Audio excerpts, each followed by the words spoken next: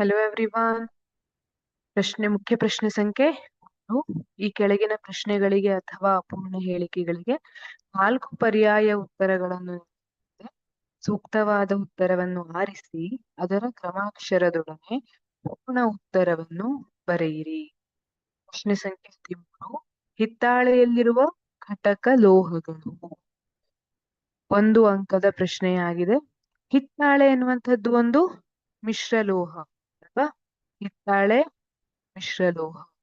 ಹಾಗಿದ್ರೆ ಮಿಶ್ರಲೋಹ ಅಂದ್ರೆ 2 ಅಥವಾ 2ಕ್ಕಿಂತ ಹೆಚ್ಚು ಲೋಹಗಳ ಸಮರೂಪ ಮಿಶ್ರಣವನ್ನ ಮಿಶ್ರಲೋಹ ಅಂತ ಕರೆಯಲಾಗುತ್ತೆ. ಅಥವಾ ಲೋಹ ಮತ್ತೆ ಅಲೋಹಗಳನ್ನ ಕೂಡ ಸೇರಿಸಿ ಮಾಡಿರಬಹುದು, ಅದನ್ನ ಮಿಶ್ರಲೋಹ. ಹಾಗಿದ್ರೆ ಹಿತ್ತಾಳೆ ಇದರಲ್ಲಿರುವಂತಹ ಘಟಕ ಲೋಹಗಳು ಯಾವ್ಯಾವುದು ಅಂತ ಕೇಳ್ತಿದ್ದಾರೆ. ಆಪ್ಷನ್ ಎ ತಾಮ್ರ ಮತ್ತು ಸತು. ಆಪ್ಷನ್ ಬಿ ಅಲ್ಯೂಮಿನಿಯಂ ಮತ್ತು ತವರ.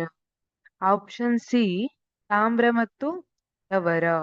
ಆಪ್ಷನ್ ಡಿ ಸತು ಮತ್ತು ಅಲ್ಯೂಮಿನಿಯಂ. ಇಲ್ಲಿ ಆಪ್ಷನ್ ಎ ತಾಮ್ರ ಮತ್ತು ಸತು ಅಲ್ವಾ? ಕಾಪರ್ ಮತ್ತೆ ಜಿಂಕ್, ತಾಮ್ರ ಮತ್ತೆ ಸತು ಅನ್ನುವಂಥದ್ದು ಸರಿಯಾದ ಉತ್ತರ. ಆಪ್ಷನ್ ಎ ತಾಮ್ರ ಮತ್ತು ಸತು. ಆಪ್ಷನ್ ಬಿ ಅಲ್ಯೂಮಿನಿಯಂ ಮತ್ತು ತವರ ಅಲ್ಲ, ಇದು ತಪ್ಪಾದ ಉತ್ತರ. ಆಪ್ಷನ್ ಸಿ ತಾಮ್ರ ಮತ್ತು ತವರ.